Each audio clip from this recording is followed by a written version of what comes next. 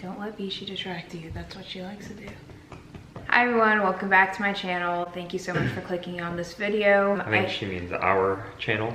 Okay. I usually say, as you can tell from the title of this video is gonna be blah blah blah, but this is a little bit different of a video for my channel, so you might not be able to tell from the title what this video is going to be about. I decided I wanted to start this new series called Thriving in Spite of, and on this series I'm mostly gonna have guests, as I have my husband Corey here, and I just kind of want to talk about some things that may be a topic you can relate to, or a topic that you haven't heard many viewpoints on and you might be interested in. And I also want these videos to be more so a video like you can have playing in the background while you're doing some chores, washing dishes, cooking, things like that, versus my other videos more so have a lot of overlays and it's more so a video that you would sit down and watch. You feel awkward just sitting here while talking? No.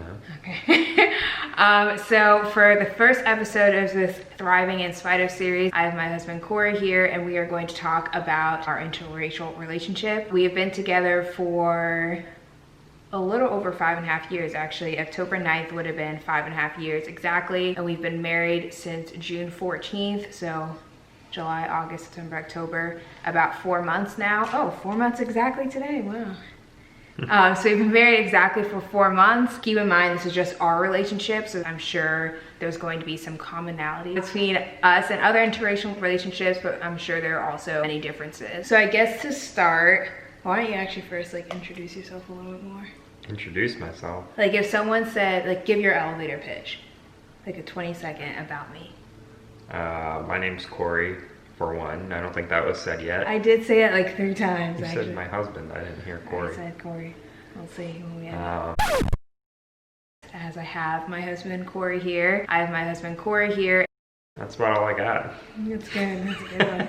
Okay. I grew up in Michigan. I've moved my way down this way, job after job, through different states, Ohio, Pennsylvania. Met her in Pennsylvania while she was attending college. I was working at PNC there. Dragged me along over to Maryland. And, wow, dragging sounds a little harsh.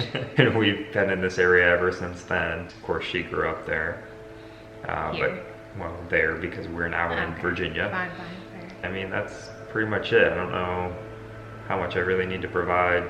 We can do another video sometime to really dive into my life if that interests anyone. I think that's enough. Some things that I'll add just in case you all are curious. I'm 27, I just turned 27, and Corey's 30. Of course, there's now the lawnmower in the background. So I think that plays a little bit into a relationship too, but I don't think that much. This is also a general statement, but I think for the most part, guys take a little bit longer to mature. So I feel like even though you're older, we're still at the same playing field. If anything, I feel you think I'm more mature still. Yeah. So there you go. So I guess the first thing I want to talk about is, and I think I know the answer to this, but did you date any Black women before me? I wouldn't consider it dating. I went on a date with one Black woman before you, and that would be it. And when, go ahead. When you met me, do you think you made any, did you liken us at all immediately? Because liken us? I don't know if that's the right word. Did you make connections, kind of assume oh, from that one date she's probably going to be like this? No, not at all. I guess it was more than one date. It was a couple. I forgot I went and hung out with her and her church friends one time. But just, again, I don't get the question, I guess, because to me it sounds like you're saying, I'm Black, she's Black. Did you assume I was exactly like her when we first met? And it's not exactly, but did you make any I don't know, and sometimes it's even unconscious, if you made any assumptions that for some things we'd be similar, or even a better question would probably be from the start, did you make any, not just from her, but assumptions that you just had about Black women in general, I guess? No. Okay, that's good. Yeah. I mean, other than just that I figured you'd have a big butt, but. Well, okay. So I guess from my point of view, I have actually mostly dated white men. And I remember in high school specifically, there's this one girl at that point, she's now a woman. She would always, anytime she saw us, she was like, yes, go interracial relationships. I love this, I love it. And it made me feel really, really uncomfortable at the time. I was just why does she keep calling us out, calling attention to us? And so kind of going off of that, do you ever feel awkward when people either stare. I don't think we've ever had someone make it an actual like comment about us, but like we definitely have people look at us. There were a couple weird times where it seemed like they were talking about us, but we would never know for sure. Like the one older lady who was like, like made some weird noises or whatever. I don't know. I don't remember. It was obviously when we were out at a store of some sort.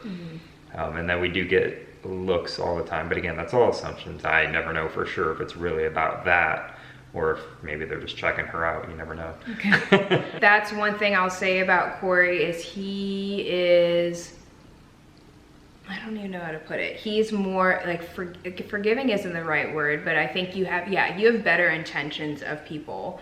Like, unless, as he said, like if someone's just looking, his first assumption won't be, oh, they're looking at us because I'm black and he's white. Like he'll think of, they're checking me out, which I think is also not the best assumption, but he'll think of other reasons. Like he doesn't want to quickly think of the bad, which I think is good. I'm a positive person, that's what she's trying to say. In some sorts, because then sometimes like you're also like a pretty big complainer, so it's kind of a weird combination. But yeah, and I think I'm better at telling the difference. Like I can tell when someone's looking at me and they're checking me out versus someone's looking, like they'll like look back and forth at us and like I can see they're like, oh, like, and I don't think it happens as much here because I think people in this area are used to it, but especially when we're back in Michigan and like I'm visiting his family, there I definitely see the difference. I think part of it is because I'm just like probably one of the only black people there, so they immediately look, but I think even seeing us together, that's a difference too. You're certainly not one of the only black people in Michigan. What do you Not mean? In Michigan in general, but in your area, like when In we're our back, area, And where is your family from? Or living right now? Monroe, Dundee area, if any of you are familiar with that. Yeah, and so every time we're walking around there, like I see very few black people. Like I could probably count in my hand how many black people I've seen over the 5.5 years I've been going back and forth from there. So yeah, I guess from people looking at us, I don't have as much of a problem with that. Like it doesn't make me feel as awkward as I did in high school when that woman was specifically pointing out to me. One thing that I will kind of always remember is that Corey's mom actually even said to us, I'm kind of happy that you two are living here versus Michigan because people would probably judge you more, which I think I knew before she said that, but it was still kind of shocking to hear. Do you agree with her? Do you think if we lived there, it'd be more of a problem? I think so, just because of the population there, the way that people act and what their morals are, where they've come from, and like you said, just growing up around not even close to as many people of color in general. And I know we're talking about black people, but that's not the only lack of race in that area. Yeah, there's a lot of diversity overall. Yeah. Do you think people would explicitly say something kind of like that woman at the grocery store that was like, do you think people would like just stare? Or it'd probably be about the same, because it seems like we experience that even a fair amount here. I'd be more concerned with what people would do, like, I don't know, in the night or something, like come in and vandalize like our house or something like that. You never know. Yeah, which is scary to think, and that goes along with even everything going on now, and that has been going on for a while, that people think like, oh, it's 2020, racism doesn't exist, and like it definitely does. I'm surprised to hear you say that you think people would vandalize just because. I mean, you're just not used to like the country life. One, most people know each other and where they live. We used to TV people all the time, so it's just stuff like that. And even if we were specifically targeted in just TV, like, it's okay if it happens a couple times, but if it's repetitive, then you know it's like a trend towards something else. I feel like you TP when you're kids though. Like if we were TP as adults, I wouldn't take it as a joke. I would take that as a hate crime. Like, I wouldn't be like, oh. It could also be when we have children, you know. Yeah, that goes to another thing that I want to talk about, and something that was very, very important to me when we first started dating, and I feel like I brought up pretty early in us dating. I have pretty dark skin. My family is all from Ghana, so they actually, my mom and dad are immigrants, most of my family. So me and my sister are first generation Americans.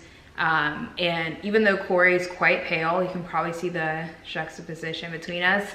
I know, unless like it is possible, there's always that possibility, but like I'm 99% sure our children are going to come out and they're going to be pretty dark. They probably won't be as dark as me. That's also possible. They could just have the same exact skin color as me, but likely they're going to present as black.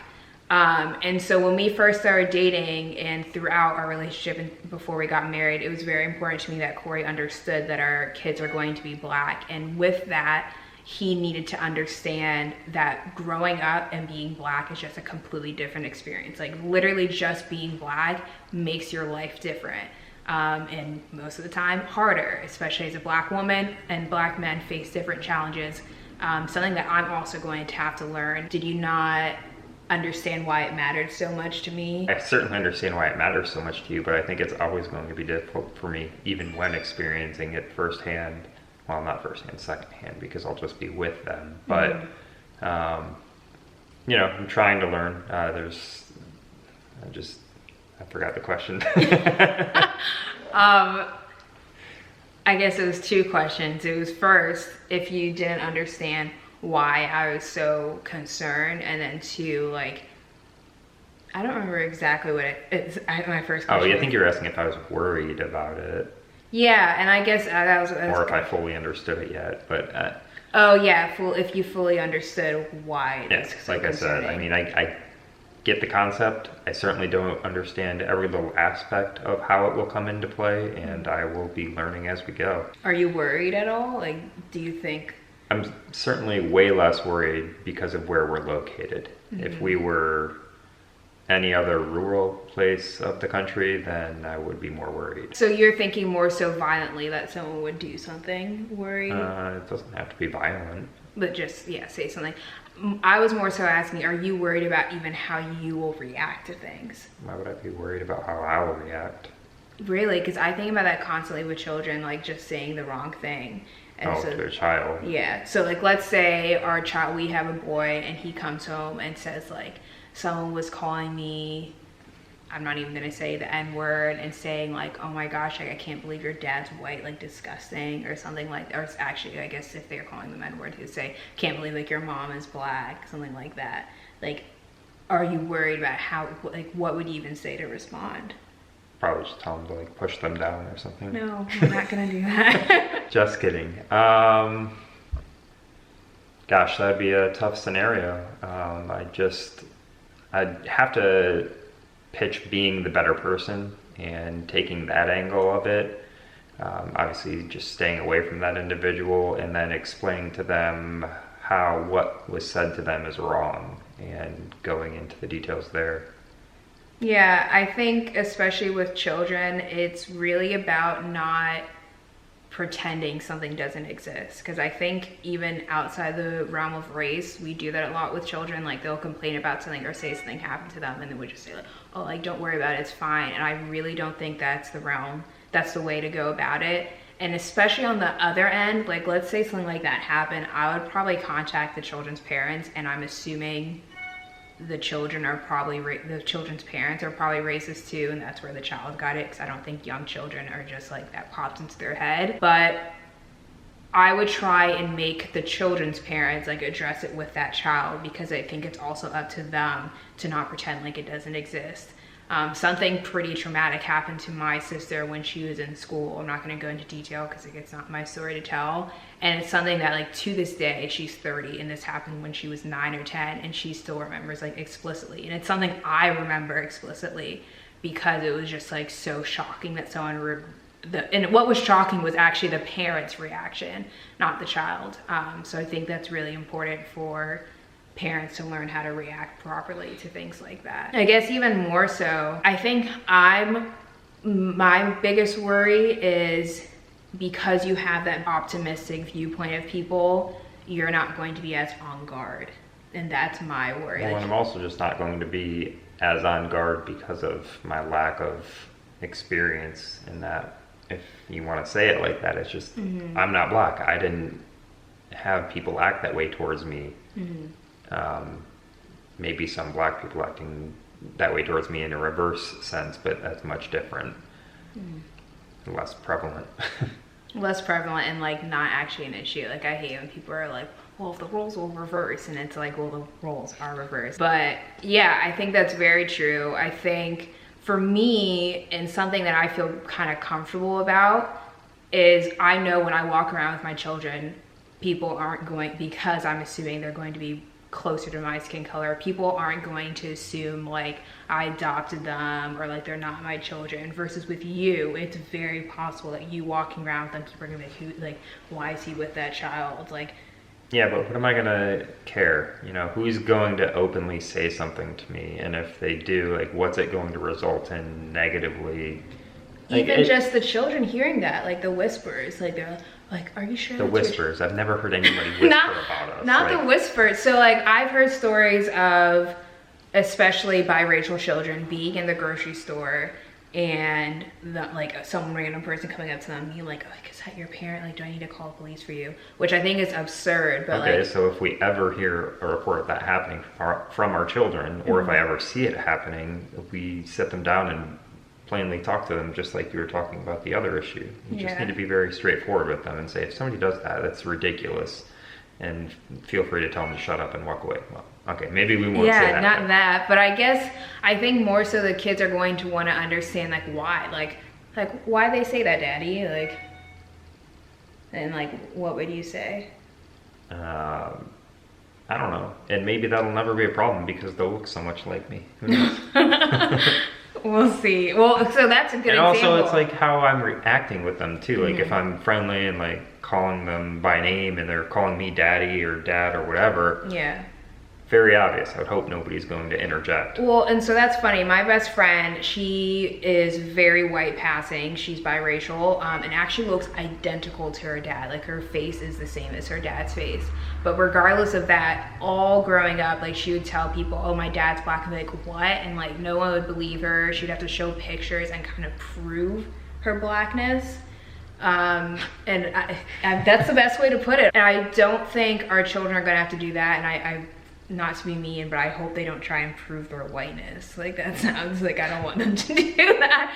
But I guess kind of keeping that in mind that that happened to her, so it might happen to our children with you. No, I still think anybody who would approach a child with that kind of a question or even talk about them openly especially is just absurd, and I'd write them off immediately and just walk away. Like, I have no business talking to you. Like, you're an idiot. I mean, I wouldn't say stuff like that, but I would be very straightforward and abrupt because I don't have time for that. Like, you're not worth my time. Yeah, I mean, that's a good way to put it. They're not worth your time, but I think at the same end, those things do start to penetrate the children. Like, yeah, how you put it depends if the children heard it or if it's just between you, or like you hear them whispering. And well, even if the children did hear it, the faster that situation is done with, the less likely they will be to retain that. And I don't think that's true. I think dwell on it. I think as soon as they hear it, that's it. Like, it doesn't matter how quickly like you leave it. I think if I treat it as more of like a nonchalant situation, in carefully, like explaining. So, but I disagree though, because it's not nonchalant. I guess. Like, you shouldn't be aggressive towards a person, but it's an issue that needs to be addressed. So I don't think you should be nonchalant about it. Well, to a point, like we can still have that conversation where we explain it to them, but at that point in time, I don't want them constantly thinking about it, and maybe it's something I then bring up with you later, and we discuss how to approach our children on that matter, which at that point, I'm sure we probably would have already spoken to them about the issue of race in this country, world. By far. So I that's going to always be what it comes down to. Yeah. And it'll just be, I guess, approaching it from a bit of a different angle, in which case I would hope they understand what's going on pretty quickly. And it can be more of that kind of like, it was just an idiot. Sorry you had to be there. Two people in this world. Yeah. I'm changing the topic a little bit. When we first got together, did you think like anything, or even did you experience anything in a relationship that was hard because I'm black and you're white? And that could even go as far as like family relationships. Yeah, definitely just your family. That's it. Like, quickly. Anything else was pretty easy, no issues, but your family was, I don't know, I guess intimidating might be the word to use there, and half of that being because they spoke a different language half the time I didn't understand. Well, so. I also don't understand. So. Well, yeah, but they're probably not talking bad about you. Not to say they were about me, but when you're a new boyfriend in a room of like 20 people from Ghana speaking Twi, is that how you say it? Yeah, I speak Twi. Yeah, it's confusing. It was okay though. I guess, put your legs down, please. Were you worried that they wouldn't accept you because you're white?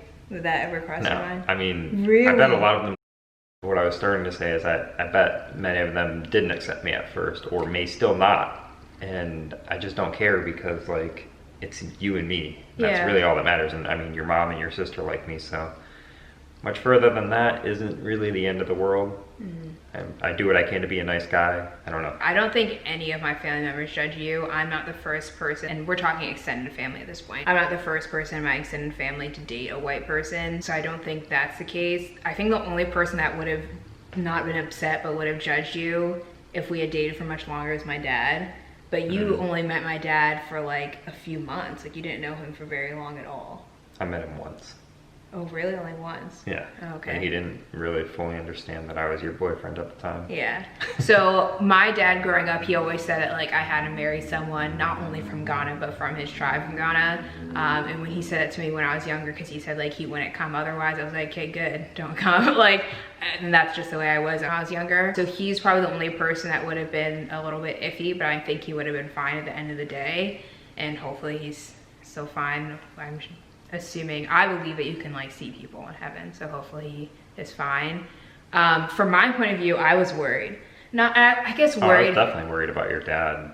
But, I think everyone, for whatever reason, finds him like intimidating. I don't know why. Yeah, I mean, he's your father. What do you mean? Normally, I you guess. need the father's blessing. I've had even like like friends say that though. I remember I had one friend in college come visit, and she was like, "I'm scared," and I'm like, "Why?" But yeah, I think worried is strong, but I was definitely, I don't know what other word other than worried, but I kind of was like, oh, like what if they don't like me? And I think, keep talking. What are you doing? Can you back up, please? I don't think out of your immediate family anyone thinks anything. What I will say is that I don't think anyone in your family judges me, but I think they don't fully accept who I am because they don't understand how to, if that's a good way to put it, because they don't have much experience with black people, I think is the best way to put it. They might say something in passing, not realizing it would be offensive or not generally acceptable, not being malicious, but just not having the experience and not knowing. And that's partially on me. Like, I should be the one stepping up and saying, hey, don't say that, or you shouldn't say that. And I'm now getting more comfortable definitely doing that with your family, just because I've known them for longer. Yeah. But yeah, I mean, I can think of times where they've said something I'm like, ugh. So when you were like, oh, I'm dating this person, did you even say she's black? Did that come up before they met me? Maybe with my friends, but no one else. How did it come up with your friends? Well, if it was like early in our relationship, I'd be like, yeah, I'm dating this black chick. Like, I don't know. But so why did you feel you had to specify I'm dating this black chick? Because if you were dating a white woman, you would never say like, I'm dating this white chick. Right, because they would assume white. Okay, so let's get into that before we end. Why would they assume white? I don't, because generally people date within their race. I don't know what to tell you. That's just like the stereotype. So in order to counteract that stereotype, I just lead off by telling them the facts. And because I was excited to date a black woman. Why? I don't know. Because I think black women are prettier. Sorry. I didn't know that. What do you mean you didn't know that? Well, honestly, I know you think I'm pretty, but I didn't know, like, so you're saying you have like a preference for black women?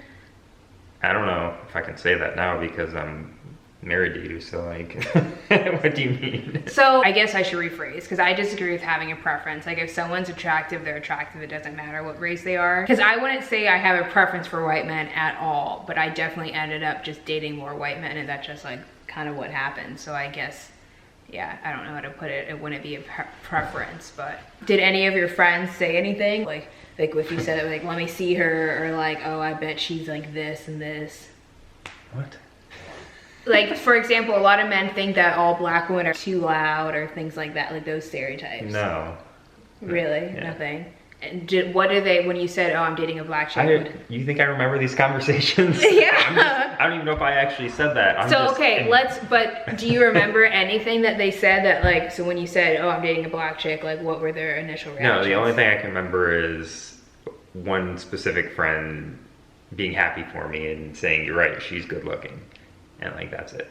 And like, I don't even think I told them all straightforward. Like, I'm dating a black girl. It was, Which one was that? I'll cut it out. I think, oh, okay. Yeah. You already knew that. Yeah. Such a weird conversation. What was the weird conversation? This. Oh. Because you know my memory is terrible, so like I'm certainly not going to remember the details of conversation from 5 years ago. Before we end, my final question is, we're married, so hopefully we have a long life together.